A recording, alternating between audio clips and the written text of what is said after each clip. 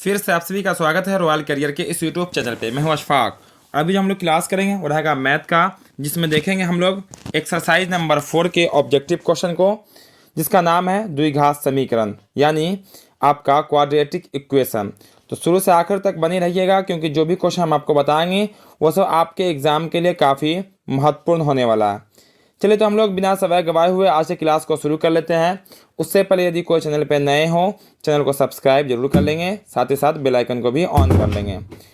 चलिए, यहाँ पे हम लोग आज के क्लास को शुरू कर लेते हैं। देखिए, पहला क्वेश्चन आपके सामने दिख रहा होगा। फर्स्ट क्वेश्चन में कहता है आपका, यदि द्विघात समीकरण दिए गए हैं, जैसा कि आपको यहाँ पे दिख रहा होगा, द्विघात समीकरण के शून्यक अल्फा और बीटा हो तो आपको अल्फा प्लस बीटा का मान निकालना है। मतलब आप पढ़ चुके हैं बहुपद में, सेम वही प्रोसेस यहाँ भी होता है। तो योग का जो फार्मूला होता है वो होता है माइनस बी बटा ए। अब देखिएगा तो फार्मूला का माइनस, अब बी का वैल्यू कितना, तो एक्स के जो बगल में होता है वो बी होता है, तो 3 है। अब बटा ए का वैल्यू क्या है आपका 2, यानी कि माइनस 3/2 आपको दिखेगा। कहाँ पे दिख रहा है, तो ऑप्शन नंबर आपका डी में दिख रहा है, माइनस 3/2। यही होगा इसका राइट आंसर। चलिए, दूसरा नंबर क्वेश्चन देखिएगा। दूसरा में कहा गया है, यदि अल्फा और बीटा द्विघात समीकरण, यहाँ समीकरण दिए गए हैं, के मूल हो तो 1/अल्फा प्लस 1/बीटा का मान निकालना। ऐसे क्वेश्चन को भी हम लोग बहुपद में सॉल्व किए थे। सबसे पहले क्या होगा, इन दोनों को हम यहाँ पे योग कर देंगे, भिन्न का जोड़ कर देंगे। आप लोग भी जल्दी से बना के आप और हमें आप आंसर बताएंगे कमेंट बॉक्स में। यहाँ पे देखिएगा तो इसका एलसीएम लीजिएगा, तो अल्फा इंटू बीटा एलसीएम होगा, यानी कि नीचे शून्यकों का गुणनफल और ऊपर होने वाला है आपका योग। योग का फॉर्मूला लगाइएगा तो माइनस बी बटा ए होगा, जिस कारण से ये आपका होने वाला है माइनस बी माइनस 1। और अल्फा इंटू बीटा का फार्मूला होता है सी बटा ए, जो कि होगा आपका माइनस में 2। माइनस से माइनस कट जाएगा, 1/2 आपका प्लस में वही आंसर होगा, जो कि आपका ऑप्शन नंबर ए में दिख रहा है, माइनस 1/2। चलिए, यहाँ पे हम लोग देख लेते हैं तीसरा नंबर क्वेश्चन। तीसरा देखिएगा तो आपके सामने तीसरा दिख जाएगा बिल्कुल आसानी से। चलिए, तीसरा में कहा गया आपका, देखिए, किसी द्विघात समीकरण के विवेचक को विभक्तर भी कहते हैं। समझते चलेगा, हर एक पॉइंट पे आप ध्यान दीजिएगा जो हम आपको बता रहे हैं, क्योंकि यही सबसे आपका ऑब्जेक्टिव क्वेश्चन और बेहतर हो जाएगा और बेहतर तरीके से आपको बनाने आ जाएगा। तो विवेचक 0 से बड़ा है, डैट मीन्स 0 से बड़ा है विवेचक का मान, यानी कि डी का मान, तो मूल क्या होगा, कैसा होगा। तो इसका जो मूल होने वाला है वो होगा आपका वास्तविक और भिन्न। वास्तविक और भिन्न का अर्थ हो गया वास्तविक और असमान, ठीक है। और जब डी का मान, एक बार हम रिपीट कर देते हैं, जब डी का मान 0 के बराबर होगा, यानी कि जब विवेचक का मान 0 होगा, तो उसका आंसर ये होता, कौन होता, ऑप्शन नंबर बी होता, ठीक है, मूल वास्तविक और समान। और जब डी का मान 0 से बड़ा होगा तो मूल वास्तविक और असमान, जो कि आपका ऑप्शन नंबर ए में है, भिन्न में से होता है असमान। और डी सी में जो दिख रहा है अवास्तविक एक ही कंडीशन में होता है, जब डी का मान 0 से छोटा हो। जैसे अवास्तविक होगा, फिर आप उसका समान असमान की कोई बात बच नहीं जाती है। चलिए, चौथा नंबर क्वेश्चन देखिए। द्विघात समीकरण दिए गए हैं, कहा गया विवेचक बताइए। विवेचक को ही हम लोग विभक्तर भी कहते हैं, याद रखिएगा। विवेचक को हम लोग संकेत में डी कहते हैं, डायमेंशन, है ना। अब डी का फार्मूला क्या होता है, तो होता है b² - 4ac। अब विवेचक का था मान डाल लो, b का वैल्यू कितना है, तो -2 है, तो -2 डालोगे तो हो जाएगा -2 का स्क्वायर हो जाएगा आपका 4। कितना हो जाएगा आपका 4 -4। a का वैल्यू 3 है और c का वैल्यू 1/3 है। 3 से 3 आपका कैंसिल हो जाएगा, 4 कहीं 4 हो जाएगा, 4 में से 4 कट के हो जाएगा 0। कितना हो जाएगा आपका 0। ऑप्शन नंबर ए इसका राइट आंसर होगा, यानी कि इसका विवेचक कितना निकलेगा, 0 निकलेगा। चलिए, पांचवा नंबर क्वेश्चन देखिए। पांचवा में कहा गया है आपका, पांचवा नंबर में, निम्नलिखित में कौन द्विघात समीकरण है। कौन द्विघात समीकरण है ये हमें बतानी है। इसका जो राइट आंसर होगा वो होगा ऑप्शन नंबर बी। कैसे, तो देखिए, ये ऑप्शन नंबर ए रैखिक है। क्या आपका रैखिक है। इसको जब आप गुना करोगे तो x² तो यहाँ होगा, लेकिन x² से x² का होगा, ये वाला कट जाएगा। या भिन्न का जोड़ कीजिएगा तो आपका x 4 में आ जाएगा, जो कि ये भी नहीं है। द्विघात समीकरण कौन है? ऑप्शन नंबर बी वाला। चलिए छठा नंबर क्वेश्चन यहीं पर देख लेते हैं। छठा में कहा गया द्विघात समीकरण दिए गए हैं, मूलों की प्रकृति क्या होगी, यानी इसका मूल कैसा होगा। तो आपको पता होगा मूल जो निकलता है वो डिपेंड करता है डी पे, यानी कि विवेचक पे। सबसे पहले डी प्राप्त कर लीजिए। डी का फॉर्मूला क्या होता है? Minus B. बी का वैल्यू कितना होगा? एक्स के बगल वाला बी स्क्वायर। 4 ए का वैल्यू 1 है, 80 का वैल्यू -1 है, जिस कारण से हो जाएगा -1 का स्क्वायर +1, अब माइनस माइनस हो जाएगा +4 इक्वल कितना? 5। अब विवेचक का मान निकल के आ गया आपका 5। 5 कहने का मतलब हो जाएगा 0 से बड़ा, मतलब मूल वास्तविक होगा और असमान होगा। ऑप्शन नंबर ए में, ठीक है, मूल वास्तविक और असमान। चलिए सातवां नंबर क्वेश्चन देखिए। सातवां में कहा गया आपका निम्नलिखित में कौन द्विघात समीकरण नहीं है। ध्यान से क्वेश्चन को पढ़िएगा, कौन द्विघात समीकरण नहीं है। तो आप जैसे ही इसको सॉल्व कीजिएगा तो ये वाला आपका जो ऑप्शन नंबर सी में दिख रहा है द्विघात समीकरण नहीं होगा। कैसे नहीं होगा? जैसे ही आप इसके बटा में 1 डाल के बनाइएगा तो x एलसीएम होगा, तो एक्स स्क्वायर प्लस में हो जाएगा आपका 3 इक्वल हो जाएगा आपका एक्स स्क्वायर, ठीक है, बटा में 1। अक्रॉस जैसे ही गुना कीजिएगा तो जैसे ही x को एक्स स्क्वायर से गुना कीजिएगा तो आपका एक्स क्यू हो जाएगा, जो कि द्विघात समीकरण नहीं होगा, दो घात वाला नहीं होगा। बाकी तीनों समीकरण आपका द्विघात समीकरण है। आठवां देखिए, कहा गया द्विघात समीकरण फिर यहाँ पे दिए गए, विभक्तर निम्नलिखित में कौन है। आपको हम पहले ही बता दिए हैं कि विभक्तर मीन्स क्या होता है, यानी कि विवेचक, यानी डी। निकाल लो, फार्मूला होता है बी स्क्वायर। बी का वैल्यू कौन होगा? तो एक्स के बगल वाला, याद रखिएगा। फिर से हम एक बार आपको रिपीट कर देते हैं। ये होता है इसका मानक रूप a x square plus b x plus c equal में 0। ये होता है द्विघात समीकरण का। अब बराबर में 0 हटा देंगे तो हो जाएगा बहुपद का। तो एक्स स्क्वायर के बगल में जो रहेगा गुना में रहेगा उसको हम ए कहेंगे, एक्स के जो गुना में होगा उसको बी कहेंगे। चिन्ह के साथ अचर मान जो केवल होगा, गिनती वाली जो संख्या होगी वो सी कहलाएगी। फार्मूला होता है बी स्क्वायर। बी का मतलब -5 का स्क्वायर बी स्क्वायर -4 ए का वैल्यू 1, 80 का वैल्यू 4। चूँकि एक्स स्क्वायर के बगल में कुछ नहीं तो 1 होगा। -5 का स्क्वायर हो जाएगा 25, अब माइनस कितना हो जाएगा? 4 चौक 16, 16 में से 9, 25 में 16 घटाएंगे 9, कितना आएगा? 9। यानी विवेचक का वैल्यू जो आया यहाँ पे 9 आया। ठीक है, क्वेश्चन क्लियर है, आंसर भी क्लियर होगा। चलिए ये सब क्लियर है तो आपको क्लास लाइक भी करते चलेंगे, क्लास को लाइक भी करते चलेंगे। चलिए अब हम यहाँ पे देखेंगे 9वां नंबर क्वेश्चन। थोड़ा सा देखिएगा क्वेश्चन, निम्नलिखित दिए गए हैं यहाँ पे एक क्वेश्चन। इसमें बोला गया शून्यक कौन है, इसका शून्यक निकालना है। सबसे पहले क्वेश्चन को रिपीट कर लो। -1/2 एक्स स्क्वायर और प्लस में आपका 4 है, तो चलिए उसको हम उस पार कर देते हैं तो हो जाएगा माइनस में 4। अलग अलग कर दिए तो ठीक है, इसको पहले लिख दिया, उसको बाद में माइनस से माइनस कट जाएगा। आप कोनाकानी गुना अगर करोगे, चूँकि कोनाकानी गुना करना ही पड़ेगा, तो एक्स स्क्वायर हो जाए बराबर हो जाएगा 8।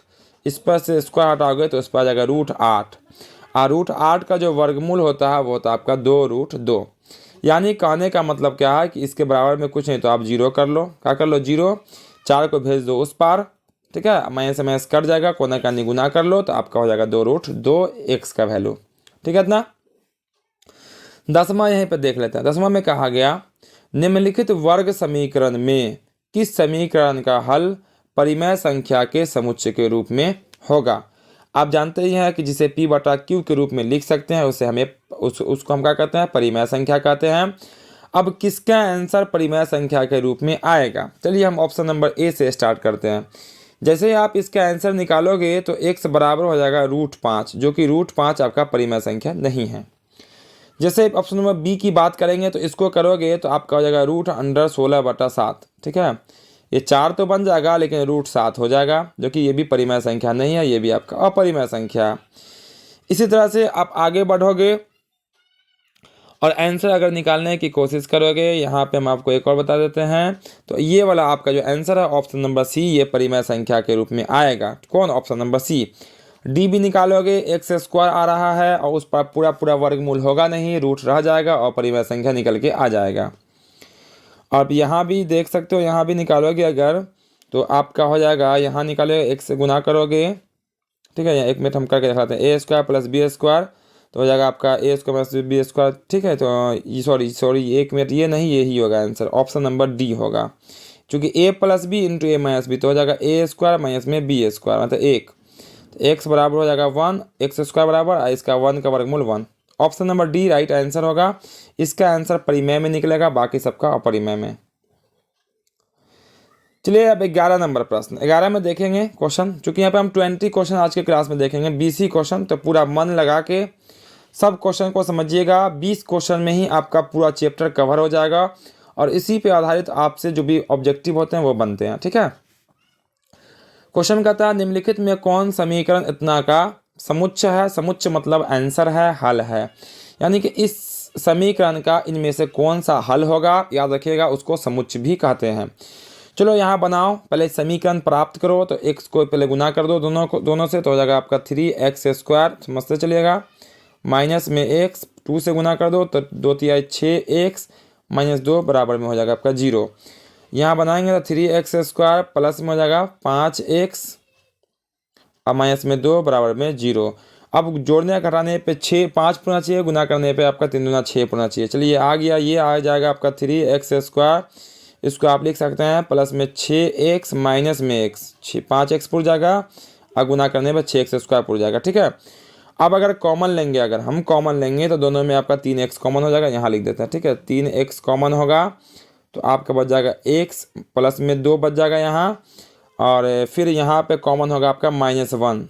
चलिए इतने से काम चला जाते हैं। तो 1/3 प्लस में हो जाएगा, 2 माइनस में हो जाएगा। कहीं पे आपको देखे तो 1/3 प्लस में या 2 माइनस में कहीं पे है, तो ऑप्शन नंबर बी में है। यानी कि इस समीकरण को आप पहले गुना करके द्विघात समीकरण में ले जाएंगे, फिर द्विघात समीकरण को जैसे सॉल्व किया जाता है, पहला गुना तीसरा से सॉल्व कर लो या ABC करके सॉल्व कर लो, करोगे इतना ही आएगा। ऑप्शन नंबर बी में जो दिख रहा है वही। चलिए यहाँ पे अब है 12 नंबर प्रश्न की बारी। 12 में देखते हैं, 12 में कहता है निम्नांकित समुच्चयों में किसमें द्विघात समीकरण इतना के मूल होंगे। अब इसका मूल्य निकालोगे अगर, तो x² बराबर करोगे 5 को तो 5 हो जाएगा। अब x बराबर हो जाएगा √5। अब ये √5 जो है वो पूर्णांक तो है नहीं, गिनती में तो आती नहीं है। ये पूर्णांक मतलब जो माइनस प्लस में कोई भी अंक रहे गिनती वाली वो होती है पूर्णांक, वो है नहीं।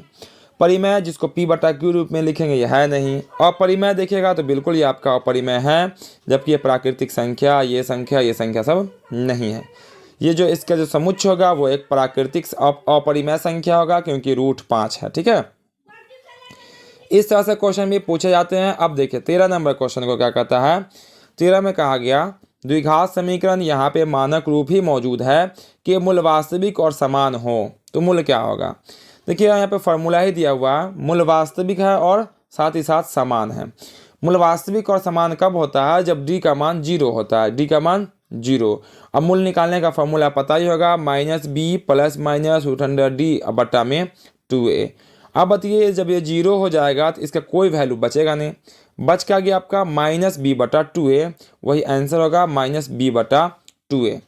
ध्यान से देख लीजिएगा, चूंकि यहाँ पे कभी कभी क्या करता है, a की जगह पे b की जगह पे c कर देता है, वैसे कंडीशन में आपका अंक बदल जाएगा।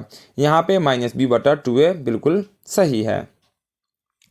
14 में देखिए कहा गया द्विघात समीकरण इतना के मूल बराबर हो, ax² plus bx plus c equal 0 के मूल बराबर हो।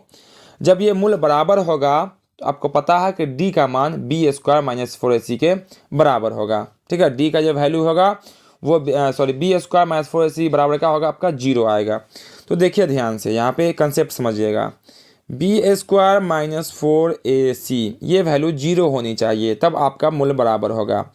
अब जितना मान ये होगा उतने ही मान ये तीनों गुना होके होगा, तब तो आपस में 0 बनेगा। अगर ये मान लो पूरा वैल्यू 5 होता है, ये भी वैल्यू 5 होगा, तब तो 0 बनेगा। तो इस कंडीशन में यहाँ पे 0 होता है। अब कह सकते हैं कि b² बराबर 4ac, क्या आपका b² बराबर 4ac, इसको उस पार कर देंगे तो जितना वैल्यू b² का होगा ऑप्शन आपका डी नंबर में दिख जाएगा, जितना वैल्यू b² का होगा उतनी वैल्यू 4ac का होगा, तभी आपका 0 बनेगा। ठीक है, चलिए 15 नंबर क्वेश्चन देख लेते हैं हम लोग। 15 नंबर, चलिए 15 भी आपके सामने है। 15 में कहा क्या कहता है उसको देख लीजिए। 15 में कहा गया यदि द्विघात समीकरण दिए गए हैं a x square plus b x plus c equal 0 के लिए आपको बी स्क्वायर से बड़ा है 4ac, बी स्क्वायर से बड़ा 4ac है। कहने का मतलब ये हुआ कि बी स्क्वायर से बड़ा है 4ac। देखिए यहाँ पे ध्यान से, ठीक है। अगर ये 5 है तो ये मान लीजिए कि ये आपका 8 होगा। बड़ा का मतलब ये नहीं होता 5 से बड़ा। अब देखिए बीच में क्या होता है, चिन्ह होता है माइनस का, होता है ना माइनस का। और ये 5 है, ये 8 हो सकता है, 6 हो सकता है, 7 हो सकता है, मानिए कि 5 से बड़ा होगा। अब इसका जो रिजल्ट आएगा वो आएगा माइनस में। क्या आएगा आपका रिजल्ट? माइनस में आएगा। और जब रिजल्ट माइनस में आएगा तो उसका मूल वास्तविक नहीं होगा। तो इस तरह से क्वेश्चन एग्जाम में घुमा फिरा के भी पूछा जाता है।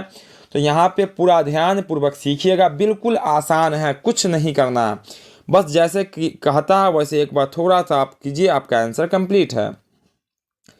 अब जैसे देखते हैं 16 नंबर को। 16 नंबर में कहा गया विभक्तर, यहाँ ब्रैकेट में डी लिख दिया है समझने के लिए। अब डी निकालोगे तो पहले हम ए बी सी का मान बोल देते हैं। ये वाला आपका ए का मान कहलाएगा, ये वाला मान आपका बी का कहलाएगा, ये वाला मान आपका सी कहलाएगा। कहलाएगा कि नहीं कहलाएगा? अब डी निकालोगे तो डी का फार्मूला क्या होता है? B square. बी का वैल्यू -8 है तो -8 का स्क्वायर कर दो। -4, ए का वैल्यू 3/4 है और सी का वैल्यू -3 है, ठीक है। अब 4 से 4 कैंसिल, -8 का स्क्वायर हो जाएगा 64, अब माइनस माइनस हो जाएगा प्लस, 3 तिहाई 9, ये हो जाएगा आपका 73। कितना होगा आपका? 73। जोड़ने पे ऑप्शन नंबर बी इसका राइट आंसर है। तो क्वेश्चन थोड़ा बड़ा है, सॉल्यूशन बिल्कुल छोटा है, आंसर बहुत ही ईजी है। चलिए 17 नंबर क्वेश्चन। 17 में क्या कहता है उसको समझिए। 17 में कहा गया वह द्विघात समीकरण जिसके मूल इतना और इतना है। देखिए मूल दोनों दिए गए हैं। अब द्विघात समीकरण का आंसर क्या होगा? तो इसका जो आंसर होगा वो होगा ऑप्शन नंबर बी। क्यों? आप अगर क्वेश्चन से निकाल के क्वेश्चन को निकाल के देख लो या आप क्वेश्चन में आंसर डाल के देख लो। अब देखो यहाँ पे ये आपका एक्स स्क्वायर इक्वल 9 लिख सकते हैं। इस पर स्क्वायर डालेंगे तो इस पर रूट आ जाएगा, और √9 का वर्गमूल प्लस में भी 3 और माइनस में भी 3, जो कि आपका आंसर में है। दूसरा तरीका, इसको अल्फ़ा समझो, इसको बीटा समझो, अल्फ़ा प्लस बीटा करो, अल्फ़ा इंटू बीटा करो, फिर मूल निकालो, आपका निकल के ऑप्शन नंबर बी में जो दिख रहा है वही आने वाला है, ठीक है। चलिए अब देखते हैं 18 नंबर। अब थोड़ा लॉन्ग क्वेश्चन को ऑब्जेक्टिव में बदलने की कोशिश किया है। कहता है 2 लगातार धन पूर्णांक है। 2 लगातार आपको पढ़े हैं, 2 लगातार धन पूर्णांकों का गुणनफल 72 है। कितना? 72। आपको पता होगा 2 लगातार धन पूर्णांक है, पहला मान लोगे x, चूंकि ऑप्शन x में है, दूसरा x + 1 होगा। अब ये जो है आपका, ये जो सेटिस्फाइड कर रहा, देखिए यहाँ पे यदि छोटी संख्या x है, छोटी संख्या x है, स्वाभाविक बात है ये छोटा होगा, ये आपका बड़ा होगा, एक बड़ा होगा, तो इसमें से कौन सा समीकरण सही है? तो ये आपका ऑप्शन हो जाएगा बी नंबर। देख लीजिए, पहली संख्या, पहली छोटी संख्या, बड़ी संख्या, दोनों आपस में गुना होकर कितने हो रही है? 72 बन रही है, जो कि क्वेश्चन में कहा गया था दोनों संख्या का गुणनफल कितना? 72 है। ये लॉन्ग क्वेश्चन का है, सिर्फ अभी यहाँ से हमसे क्या पूछा गया? समीकरण। चलिए 19वां नंबर क्वेश्चन देख लीजिए, फिर 20वां भी देखेंगे, फिर हम लोग क्लास को एंड करने वाले हैं। तो बस जो भी क्वेश्चन बाकी है उसको जल्दी जल्दी आप लोग बना के दिखलाएंगे। बोला गया 19 नंबर में, यदि ए और बी समीकरण के मूल हैं, इस समीकरण का मूल क्या है? ए और बी है, तब ए बराबर क्या होगा और बी बराबर क्या होगा? ध्यान से देखिएगा, ए का वैल्यू पूछा गया और बी का वैल्यू पूछा गया, अगर इसके मूल पूछे गए हैं तो, ठीक है। अब देखिए ए के जगह पे अगर 0 डाल दो, बी के जगह पे, चलो हम ऑप्शन से बनाते हैं इसको, ए के जगह पे 0 डालो और आप बी के जगह पे कितना डालो?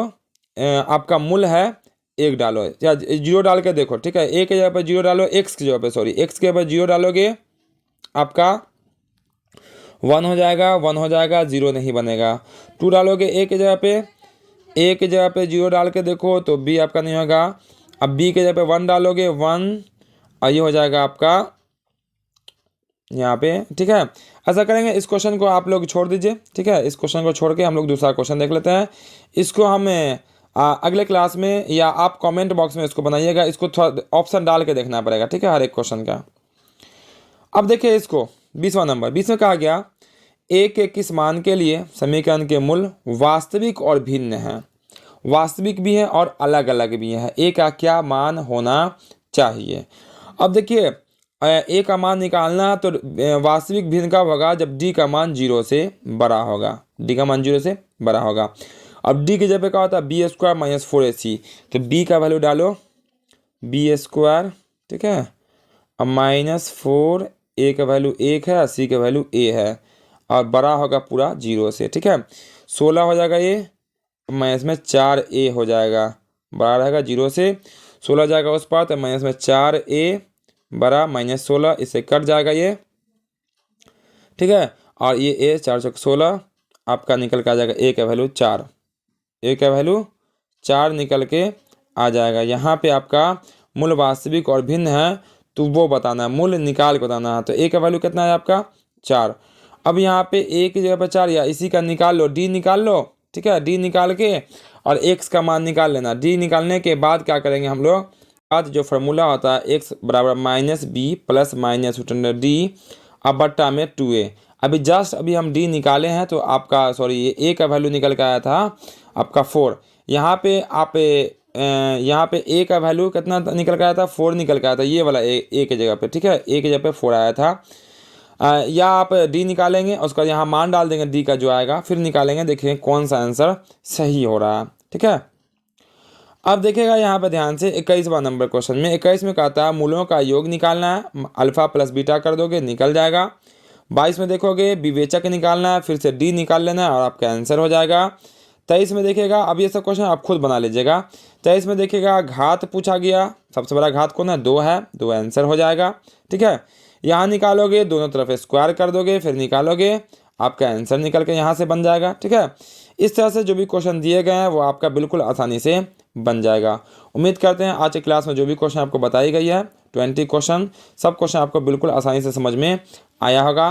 तो जो क्लास को अब तक लाइक नहीं किए, क्लास को लाइक सब स्टूडेंट जरूर कर देंगे, और जो चैनल पर नए हो, पहली बार क्लास कर रहे हो, चैनल को सब्सक्राइब जरूर कर लेंगे, साथ ही साथ बेल आइकन भी दबा लेंगे ताकि आपको हर एक क्लास का नोटिफिकेशन मिलता रहेगा और आप बिल्कुल आसानीपूर्वक हमारे साथ तैयारी कर सकते हैं। साथ ही साथ जो दोस्त क्लास में नहीं थे सबको शेयर करना ना भूलेंगे, सबको ज़रूर शेयर कर देंगे। तो फिर मिलते हैं हम लोग अगले क्लास में।